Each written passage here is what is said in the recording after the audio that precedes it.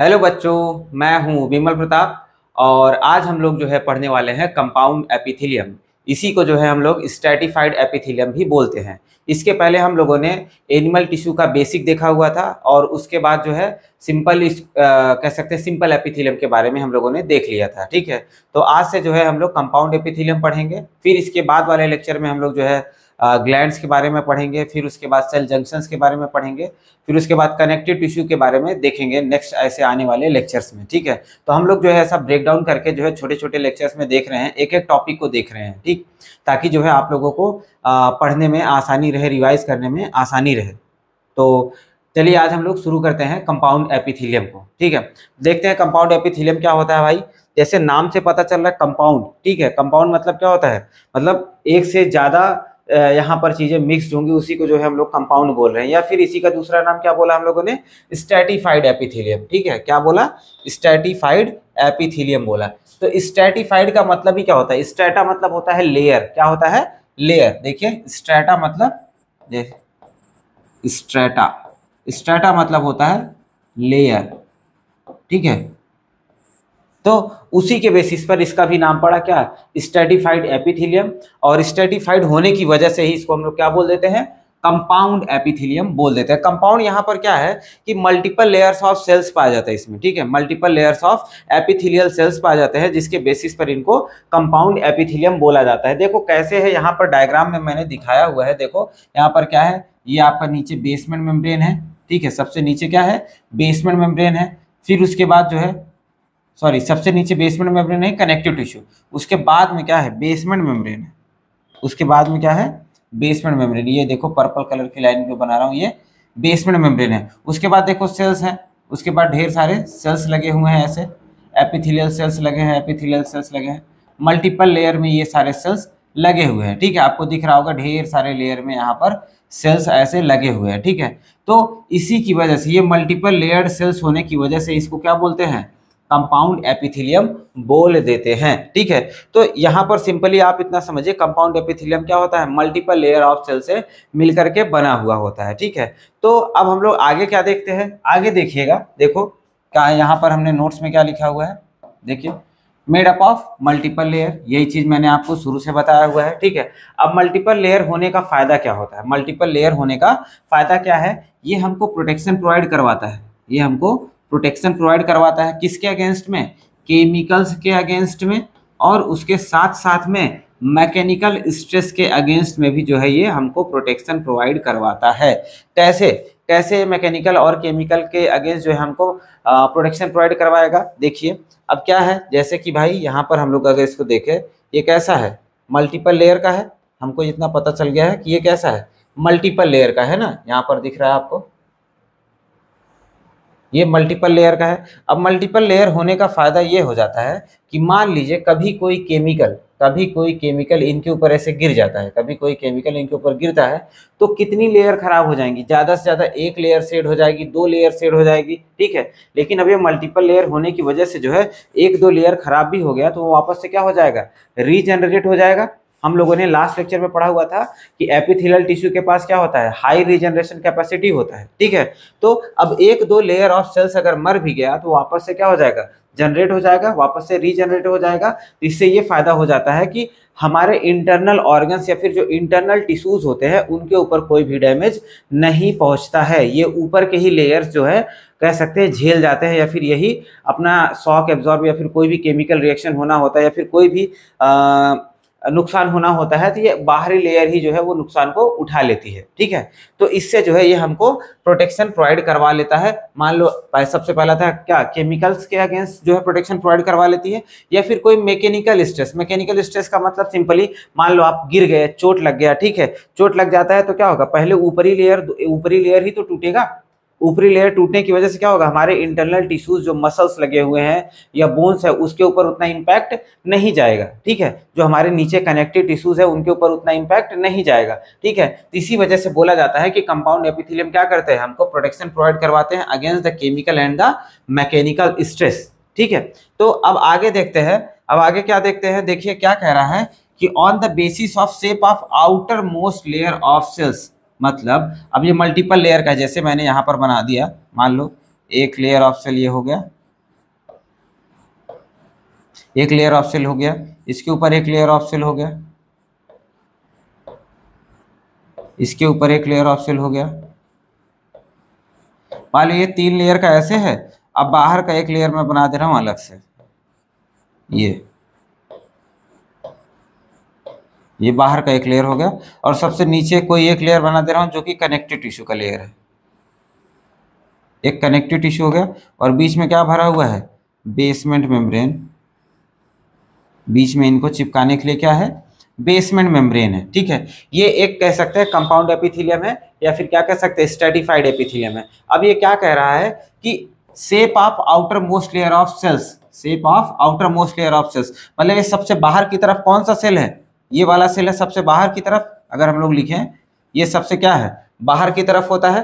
तो अब क्या होता है कंपाउंड एपिथेलियम में, जो है जो अलग अलग types of epithelium compound epitheliums होते हैं, उसमें क्या होता है, ये outermost layer of cell से ही जो है बार बार चेंज होता है। ठीक है, मतलब कह सकते हैं जैसे हम लोगों ने सिंपल में क्या पढ़ा हुआ था, सिंपल स्क्वेमस पढ़ा हुआ था, सिंपल क्यूबॉइडल पढ़ा हुआ था, सिंपल कॉलमनर पढ़ा हुआ था ना, वैसे ही यहाँ पर भी क्या होगा, कंपाउंड स्क्वेमस एपिथेलियम होता है, कंपाउंड क्यूबॉइडल एपिथेलियम होता है, या फिर हम लोग कह सकते हैं स्ट्रैटिफाइड स्क्वेमस एपिथेलियम होता है, स्ट्रैटिफाइड क्यूबॉइडल एपिथेलियम होता है, और स्ट्रैटिफाइड कॉलमनर एपिथेलियम होता है। तो स्ट्रैटिफाइड स्क्वेमस, क्यूबॉइडल और कॉलमनर कैसे बन रहा है, वो जो है हम लोग डिसाइड करते हैं कि आउटर मोस्ट लेयर कैसा है।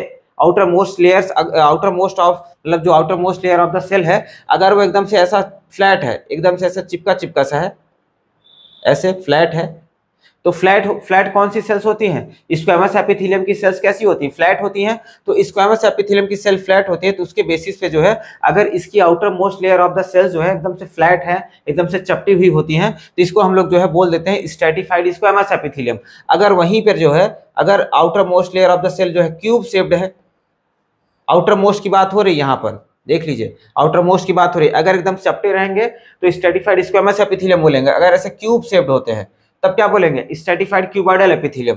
अगर ऐसे पिलर जैसे होंगे लंबे लंबे से, ऐसे लंबे लंबे से होंगे तो इसको क्या बोल देंगे, स्ट्रैटिफाइड कॉलमनर एपिथेलियम बोल देंगे। ठीक है, तो outermost of the layer of cells के बेसिस पर ही जो है स्ट्रैटिफाइड एपिथेलियम या फिर कंपाउंड एपिथेलियम 3 टाइप का होता है। ठीक है, 3 टाइप का होता है, और जो नीचे वाली लेयर्स हैं, ये बीच वाली लेयर हो गई, ये सबसे नीचे वाली लेयर हो गई, ये सब में सेम ही होगी।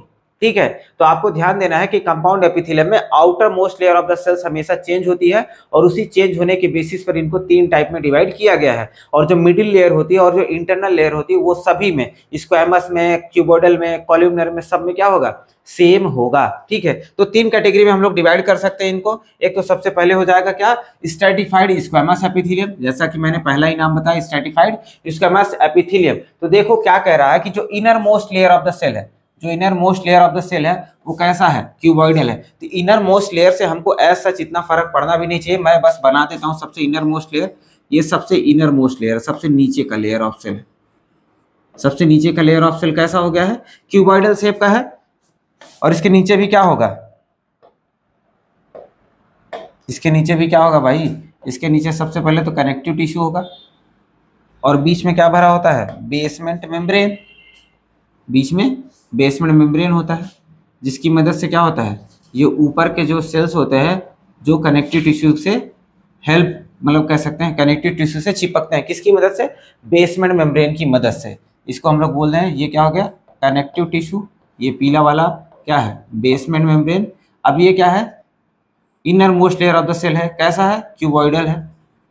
इनर मोस्ट लेयर का सेल का शेप कैसा है, इट डजेंट मैटर, लेकिन मैं बता दे रहा हूँ कि क्यूबॉइडल है। ठीक है, क्यूबॉइडल है। अब उसके बाद क्या कह रहा है, जो मिडिल लेयर होती है, जो मिडिल लेयर होती है वो कैसी है, पॉलीगोनल है। कैसी है, पॉलीगोनल है। पॉलीगोनल होने का मतलब जो है कोई एग्जैक्ट शेप में नहीं है, कैसा भी शेप आप इसको बना देते हैं, कुछ भी शेप बना दो, कोई फिक्स शेप नहीं, कैसा भी शेप बना दो, इनको मिडिल लेयर बोल देते हैं। मिडिल लेयर अब ये कितने भी लेयर का हो सकता है मिडिल लेयर, ये 2 लेयर का हो जाए, 3 लेयर का हो जाए, 4 लेयर का हो जाए, 5 लेयर का हो जाए, कितने भी लेयर का ये हो सकता है मिडिल लेयर। ठीक है, मान लीजिए हमने 3 लेयर का बनाया। अब ये 3 लेयर का होने के बाद कैसा है, ये 3 लेयर का है, और यहाँ की जो इसको हम लोग क्या बोल दे रहे हैं, मिडिल लेयर बोल दे रहे हैं। और मिडिल लेयर का सेल कैसा है, पॉलीगोनल शेप का है। कैसा है, पॉलीगोनल शेप का है। अब यहीं पर आउटर मोस्ट लेयर की अगर हम लोग बात कर दें, आउटर मोस्ट लेयर कैसा है, स्केल लाइक है और फ्लैट सेल्स है। स्केल लाइक मतलब ऐसा चपटा चपटा सा, यहाँ पे मैं बना दूं ऐसे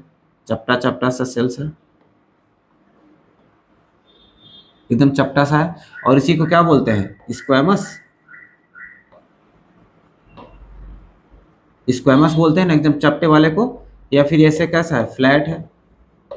ठीक है, तो फ्लैट होने की वजह से इसको क्या बोल देते हैं हम लोग, स्ट्रैटिफाइड स्क्वैमस एपिथेलियम बोल देते हैं, क्योंकि आउटर मोस्ट लेयर कैसा है, आउटर मोस्ट लेयर फ्लैट हो गया और बीच के सारे लेयर, मिडिल लेयर पॉलीगोनल है और इनर मोस्ट लेयर कैसा है, innermost layer cuboidal shape का होता है। ये सब में ही, क्यूबॉइडल में भी ऐसे ही होगा, मिडिल लेयर पॉलीगोनल होगा, इनर मोस्ट लेयर क्यूबॉइडल होगा, और कॉलुमनर में भी ऐसे ही होगा, मिडिल लेयर कैसा होगा, पॉलीगोनल होगा और इनर मोस्ट लेयर कैसा होगा, क्यूबॉइडल होगा। सबसे आउटर मोस्ट लेयर बार बार बदलेगा, जैसे यहाँ पर बदल रहा है। ठीक है, यहाँ पर क्या हो रहा है, आउटर मोस्ट लेयर कैसा है, फ्लैट है। ठीक है, फ्लैट होने की वजह से इसको क्या बोल दे रहे हैं, स्ट्रैटिफाइड स्क्वैमस एपिथेलियम बोलते हैं। ठीक है, अब उसके बाद एक विशेष बात आ जाती है। विशेष बात क्या है भाई, विशेष बात जो है ये है कि यहाँ पर जो outermost layer of cell है, जो फ्लैट सेल है या फिर स्केल लाइक सेल था, इसमें क्या हो जाता है, ये आउटर मोस्ट लेयर है, आउटर मोस्ट लेयर है, और इसमें क्या हो जाता है, केराटिन प्रोटीन का डिपोजिशन हो जाता है। ये चीज बहुत इंपॉर्टेंट है। Outermost layer of the cell में क्या हो जाता है, स्क्वैमस में होगा हमेशा, ये स्क्वैमस में ही होगा, और क्यूबॉइडल में कॉलुमनर में कभी भी नहीं होगा, स्क्वैमस एपिथेलियम में ही होगा। आउटर मोस्ट लेयर में क्या हो जाता है, केराटिन प्रोटीन डिपोजिट हो जाता है। देखो केराटिन प्रोटीन क्या हो जाए, deposit in the outermost layer of the cell हो जा रहा है। ठीक है, डिपॉजिट हो जा रहा है। अगर डिपॉजिट हो जा रहा है तो उसको जो है हम अलग टाइप से बोलेंगे, अगर डिपॉजिट नहीं हो रहा है तो उसको जो है हम अलग type of stratified squamous epithelium बोलते हैं। तो मतलब कह रहा है कि प्रेजेंस और एब्सेंस के बेसिस पर, केराटिन प्रोटीन के प्रेजेंस और एब्सेंस के बेसिस पर जो है ये स्ट्रैटिफाइड स्क्वैमस एपिथेलियम भी दो टाइप का हो जाता है। देखिए क्या कह रहा है, प्रेजेंस और absence of keratin protein in the outermost layer of cells, it is of two types. तो स्ट्रैटिफाइड स्क्वैमस एपिथेलियम भी क्या होता है, दो टाइप का हो जाता है, on the basis of presence और absence of keratin protein in their outermost layer of the cell. ठीक है, तो सबसे पहला क्या होगा, जिसमें केराटिन प्रोटीन प्रेजेंट होगा उसको देखेंगे। जिसमें केराटिन प्रोटीन प्रेजेंट होगा उसको क्या बोलते हैं, keratinized stratified squamous epithelium. Keratinized मतलब केराटिन प्रोटीन उसमें प्रेजेंट है। तो केराटिन प्रोटीन जब प्रेजेंट हो जाता है तो केराटिन प्रोटीन, मान लीजिए outermost layer of the cell हमने बनाया, ये है outermost layer of the cell. ठीक है, अब इसमें क्या कर दिया हमने, केराटिन प्रोटीन भर दिया, ये है केराटिन प्रोटीन भर दिया हमने।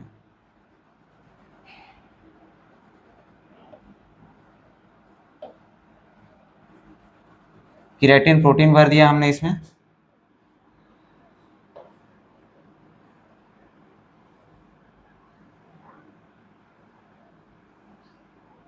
केराटिन प्रोटीन भर देने की वजह से क्या हो जाता है, ये outermost layer of cell जो है ये डेड हो जाता है। कैसा हो जाता है,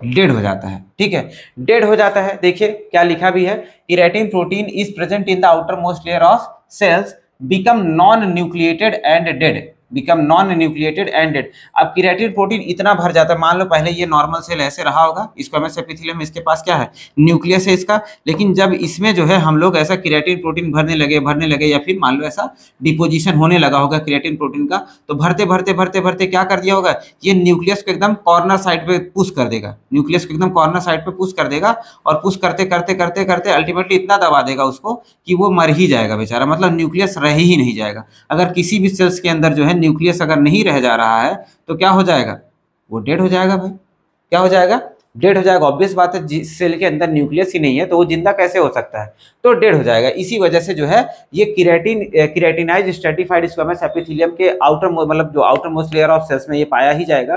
तो outermost layer of cells कैसे होते हैं, डेड होते हैं और केराटिनाइज्ड होते हैं, उसके अंदर केराटिन प्रोटीन प्रेजेंट होगा।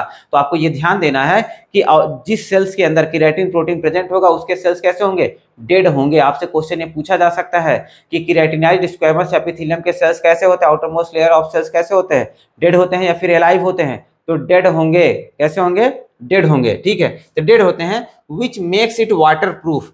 डेड होने की वजह से क्या बना देता है, इसको water proof and germ proof बना देता है। कहने का तात्पर्य यह है कि ये सारे मल्टीपल मतलब जो मल्टीपल सेल्स हैं, जो कह सकते हैं पूरा एक लेयर बनाए हुए हैं, स्क्वैमस एपिथेलियम का पूरा एक लेयर बनाए हुए हैं, ये ऐसे एकदम से इतने चिपक जाते हैं और डेड भी हैं। जब डेड हैं तो क्या हो जाएंगे, इम्परवियस हो जाएंगे। इम्परवियस मतलब कह सकते हैं इम्परमिएबल, आर पार कोई भी चीज जा ही नहीं पाएगा। जब आर पार कोई चीज नहीं जा पाएगा तो उसी को हम लोग क्या बोल देंगे, जर्म प्रूफ या फिर वाटर प्रूफ बोल देंगे ना। ठीक है, अब इसके आर पार कोई चीज जब जा ही नहीं पा रहा है, जब इसके आर पार कोई चीज जा ही नहीं पा रहा है, इसी को तो क्या बोलते हैं, इसी को तो हम लोग बोलेंगे ना, मतलब नॉर्मली वाटर प्रूफ, अगर पानी नहीं आ जा पा रहा है तो वाटर प्रूफ हो जाएगा। अगर जर्म्स भी नहीं जा पा रहे हैं तो क्या हो जाएगा, जर्म प्रूफ हो जाएगा। तो ये क्या करता है, कह सकते हैं कि हमारे बॉडी का जो है आउटर मोस्ट लेयर पे ये जो स्किन होता है ना, स्किन की जो आउटर मोस्ट लेयर है ये नॉर्मली डेड होती है। ठीक है, नॉर्मली डेड क्यों होती है, क्योंकि ये हमारी केराटिनाइज्ड स्ट्रैटिफाइड स्क्वैमस एपिथेलियम की बनी हुई होती है। इसी की मदद से क्या होता है, बाहर से जो है हमारे अंदर, हमारे स्किन के नीचे जो है वर्म्स वगैरह नहीं जा पाते हैं, स्किन को पेनेट्रेट नहीं कर पाते हैं, पार करके अंदर नहीं जा पाते हैं। ठीक है, तो ये कहाँ पे पाया जाता है भाई, देखो स्किन में पाया जा रहा है, स्केल्स में, जो मछलियों के ऊपर स्केल्स पाया जाता है उसमें पाया जाता है, हमारे पास जो नेल्स होते हैं उसमें भी ये पाया जाता है, हॉर्न्स में जो गाय भैंस की सींगें होती है उसमें, फेदर्स में जो चिड़ियों के पंख होते हैं उसके अंदर भी पाया जाता है, और भी ऐसे बहुत सारे आउटर मोस्ट लेयर के कह सकते हैं सेल, आउटर मोस्ट लेयर के एक्सोस्केलेटन्स हैं, जैसे हमारा ये स्केल्स हो गया, नेल्स हो गया, हॉर्न्स हो गया, फेदर्स हो गया, ये एक हिसाब से एक्सोस्केलेटन ही तो है ना, बाहर से हमको सुरक्षा देने का काम करता है। ठीक है, तो इनके अंदर जो है ये केराटिन प्रोटीन वाला स्ट्रैटिफाइड स्क्वैमस एपिथेलियम पाया जाएगा, जो कि कैसा होता है, डेड होता है और नॉन न्यूक्लिएटेड होता है। इसकी मदद से जो है ये आउटर मोस्ट लेयर कैसा हो जाता है, water proof and germ proof हो जाता है। ठीक है, आई होप आपको समझ में आया होगा ये point, keratinized stratified squamous epithelium. अब हम लोग देखेंगे नॉन केराटिनाइज्ड, मतलब outermost layer of cells में क्या है, कोई भी केराटिन प्रोटीन का डिपोजिशन नहीं हो रहा है, कोई भी केराटिन प्रोटीन का डिपोजिशन नहीं हो रहा है। तो देखो वही लिखा है, keratin proteins are absent in outermost layer of cells, outermost layer of cells. जब केराटिन प्रोटीन नहीं है तो क्या हो जाएगा, ये सेल के पास न्यूक्लियस प्रेजेंट होंगे, और ये कैसे होंगे, एलाइव, ये कैसे होंगे, एलाइव होंगे। एलाइव होंगे तो परमिएबिलिटी भी इनके अंदर होगी, ये केमिकल्स को भी, जर्म्स को भी, या फिर किसी भी चीज को जो है आर पार आने जाने दे सकते हैं। ठीक है, देखो इसी वजह से क्या हो जा रही है, ये न्यूक्लिएटेड हो जा रहा है और लीविंग हो जा रहा है। ये कहाँ पर पाए जाते हैं, ये कहाँ पर पाए जाते हैं, तो देख लीजिए बक्कल कैविटी, हमारे माउथ के अंदर। ठीक है, हमारे माउथ की लाइनिंग को बनाने के लिए यही काम करते हैं। अब देखो ये कंपाउंड एपिथेलियम है ना, या फिर स्ट्रैटिफाइड है, तो अब देखो यहाँ पर जो है ये हम लोगों ने जो केमिकल और मैकेनिकल स्ट्रेस को झेलने की बात करी थी, तो माउथ कैविटी में ये कैसे काम करता होगा। अब जब भी हम लोग कुछ खाना वाना खाते हैं या कोल्ड ड्रिंक पीते हैं तो स्किन की लेयर से एक्सपोज होता है, मतलब हमारे बक्कल कैविटी की जो outermost layer of skin है उससे एक्सपोज होता है ना। तो मान लो हमने ऐसा कुछ खाया जो कि आउटर मोस्ट लेयर को डैमेज कर रहा होगा, तो अगर आउटर मोस्ट लेयर, मतलब कह सकते हैं अगर ये स्ट्रैटिफाइड स्क्वैमस एपिथेलियम से ना बना होता तो सीधा भाई हमारे इंटरनल टिश्यूज डैमेज होने लगते। ठीक है, इस इंटरनल टिश्यू डैमेज होते ना, तो इसी वजह से मल्टीपल लेयर या फिर कह सकते हैं स्ट्रैटिफाइड स्क्वैमस एपिथेलियम की लाइनिंग हमारे बक्कल कैविटी में पाई जाती है। स्ट्रैटिफाइड होने की वजह से क्या हो जाता है, एक दो लेयर डैमेज भी हुआ तो हमारे इंटरनल टिश्यू डैमेज नहीं होंगे, वो वापस से क्या हो जाएगा, रीजनरेट हो जाएगा। बक्कल कैविटी में पाया जाएगा, फायरिंग्स में, मतलब बक्कल कैविटी के पीछे वाला पोर्शन क्या होता है, फायरिंग्स होता है, वहां पर पाया जाता है। ईसोफेगस में, हमारे फूड पाइप में, ईसोफेगस को क्या बोलते हैं, फूड पाइप भी बोलते हैं, फूड पाइप में पाया जाता है। उसके साथ में लाइनिंग ऑफ वेजाइना। अब लाइनिंग ऑफ वेजाइना में क्यों पाया जाता है भाई, क्योंकि वहां पर भी जो है कह सकते हैं केमिकल का सिक्रीशन होता है। ठीक है, तो केमिकल के सिक्रीशन के स्ट्रेस से बचने के लिए जो है वहां पर भी ये मल्टीपल लेयर में पाए जाते हैं। ठीक है, आगे देखें, अगर नेक्स्ट है हमारा, देखो स्ट्रैटिफाइड का जो स्क्वैमस एपिथेलियम था, स्ट्रैटिफाइड स्क्वैमस एपिथेलियम के दो पार्ट थे, एक तो केराटिनाइज्ड था और एक नॉन केराटिनाइज्ड। केराटिनाइज्ड कैसे थे, नॉन न्यूक्लिएटेड एंड डेड थे, और वहीं पर नॉन केराटिनाइज्ड जो थे वो लिविंग थे और न्यूक्लिएटेड थे। ठीक है, तो स्ट्रैटिफाइड स्क्वैमस एपिथेलियम हो गया। अब हमारा नेक्स्ट है stratified cuboidal epithelium. Stratified cuboidal epithelium, यहाँ पर क्या है भाई, वही सब कुछ सेम रहेगा। ठीक है, ये क्या हो जाएगा, कनेक्टिव टिश्यू नीचे का, उसके साथ में ये बेसमेंट मेम्ब्रेन में बना दूं, ये क्या है, बेसमेंट मेम्ब्रेन, जो क्या कर रहा है, कनेक्टिव टिश्यू से एपिथेलियल टिश्यू को जोड़ने का काम करेगा। अब इसके ऊपर क्या बन जाएगा हमारा, इसके ऊपर हमारे कंपाउंड एपिथेलियम की लेयर। सबसे नीचे वाली पहली लेयर कैसी होती है, क्यूबॉइडल, फिर उसके बाद कैसी होती है, पॉलीगोनल। पॉलीगोनल में मैं ऐसे गोला गोला बना दे रहा हूँ, आप कोई भी शेप बना सकते हैं पॉलीगोनल में। और आउटर मोस्ट लेयर कैसा हो जाएगा भाई, outer most layer cube shape का हो जाएगा, इसी वजह से तो ये क्यूबॉइडल बन जाएगा, outer most layer cube shape का हो जाएगा, ठीक है। इसी वजह से इसको क्या बोलते हैं, स्ट्रेटिफाइड क्यूबॉइडल एपिथेलियम बोलते हैं। ये क्या हो जाएगा, कनेक्टिव टिश्यू, ये बेसमेंट मेम्ब्रेन, ये inner most layer, inner most layer, ये क्या हो जाएंगे मिडिल लेयर, ये क्या हो जाएगा आउटर मोस्ट लेयर, ठीक है। यहाँ तक आपको समझ में आ रहा होगा, ठीक है। तो क्या कह रहा है यहाँ पर, जो outermost layer of cells होता है वो कैसा होता है, क्यूब लाइक होता है, ठीक है। और सेल्स यहाँ पर जो है, यहाँ पर कोई भी केराटिन प्रोटीन का डिपोजिशन वगैरह नहीं होता है, केराटिन प्रोटीन वगैरह का यहाँ पर डिपोजिशन नहीं होगा, तो क्या हो जाएंगे, इनके सारे सेल्स न्यूक्लिएटेड होंगे एंड लीविंग होंगे, न्यूक्लिएटेड एंड लीविंग हो जाएंगे। तो अब ये कहाँ पर पाए जाते हैं भाई, ये पाए जा रहे हैं स्वेट ग्लैंड में पाए जाते हैं, डक्ट ऑफ स्वेट ग्लैंड, ठीक है। डक्ट ऑफ स्वेट ग्लैंड में क्यों पाया जा रहा है, क्योंकि भाई हमारा स्वेट कैसा होता है, खारा होता है, थोड़ा सा हार्ड सब्सटेंस होता है इसके अंदर, तो अगर इसकी डक्ट जो है सिंगल लेयर के बनी होगी तो डैमेज हो सकती है, इसी वजह से मल्टीपल लेयर की पाई जाती है तो डैमेज नहीं होगी। नेक्स्ट है मेमोरी ग्लैंड, मेमोरी ग्लैंड में भी जो है ये मल्टीपल लेयर का जो है पाया जाएगा, और ये कैसा होगा, स्ट्रेटिफाइड क्यूबॉइडल एपिथेलियम ही जो है मेमोरी ग्लैंड के डक्ट को भी बनाता है। यहाँ पर जो है मेमोरी ग्लैंड के हमेशा जो इनर मोस्ट लेयर होते हैं वो शेड होते रहते हैं, ठीक है। जो मिल्क का प्रोडक्शन करते हैं ना, क्यूबॉइडल एपिथेलियम है तो ये सिक्रीशन का ही तो काम करेगा, तो मिल्क का सिक्रीशन करता है, उसके साथ साथ में जो क्यूबॉइडल एपिथेलियम की जो आउटर मोस्ट लेयर है, स्ट्रेटिफाइड क्यूबॉइडल एपिथेलियम की जो outermost layers of cells होती है वो टूट करके जो है मिल्क में गिरती रहती है, इसी वजह से हमारा मिल्क जो होता है थोड़ा सा थिक भी होता है, ठीक है। तो मेमोरी ग्लैंड में भी ये पाए जाते हैं, वहां पर मिल्क का सिक्रीशन करते हैं, ठीक है। नेक्स्ट देखते हैं, अब क्यूबॉइडल एपिथेलियम हो गया हमारा, स्ट्रेटिफाइड क्यूबॉइडल हो गया। नेक्स्ट है stratified columnar epithelium, stratified columnar epithelium. इसमें क्या होगा, सब कुछ सेम है भाई, सब कुछ सेम, अगर हम लोग यहाँ पर देखें सब कुछ है सेम है,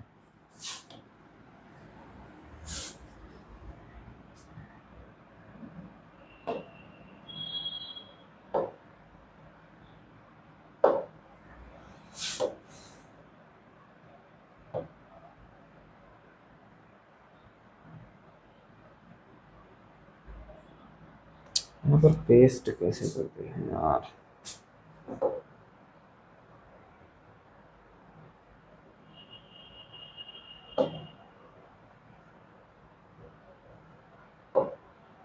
छोड़ो मैं हम लोग बना ही लेते हैं। देखो सब कुछ सेम रहेगा, ये नीचे का क्या हो जाएगा, कनेक्टिव टिश्यू हो जाएगा, उसके ऊपर क्या हो जाएगा, बेसमेंट मेम्ब्रेन।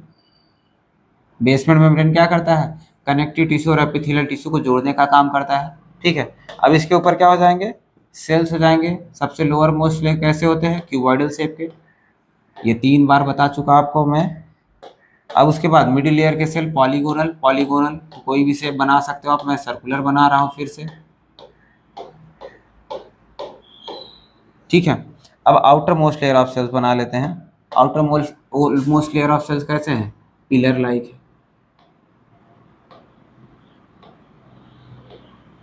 पिलर लाइक है, इसी वजह से इसको क्या बोलते हैं, स्ट्रेटिफाइड कॉलमनर एपिथेलियम बोल देते हैं, स्ट्रेटिफाइड कॉलमनर एपिथेलियम बोल देते हैं। देखिए क्या लिखा है यहाँ पर भी यही लिखा है, outermost layer of cells कैसे हैं, पिलर शेप्ड होते हैं, पिलर शेप्ड मतलब लंबे लंबे सेल्स होते हैं। Outermost layer of cells कैसे हैं, पिलर शेप के हैं और बड़े बड़े होते हैं। और ये भी कैसे हो जाएंगे, यहाँ पर भी कोई केराटिन प्रोटीन का डिपोजिशन वगैरह नहीं होता है, इस वजह से न्यूक्लिएटेड एंड लीविंग हो जाते हैं, न्यूक्लिएटेड एंड लीविंग हो जाते हैं, ठीक है। तो ये कंपाउंड एपिथेलियम जो है आपका का स्ट्रेटिफाइड कॉलमनर एपिथेलियम था, कंपाउंड एपिथेलियम का। एग्जांपल अगर देखें इसका तो सैलिवरी ग्लैंड में ये पाए जाते हैं, सैलिवरी ग्लैंड में सलाइवा का सिक्रीशन करवाते हैं। Neck of large gland, neck of large gland, large gland कौन सा है भाई, यहाँ पर पैनक्रियाटिक ग्लैंड, ठीक है, कह सकते हैं हम लोग पैनक्रियाज।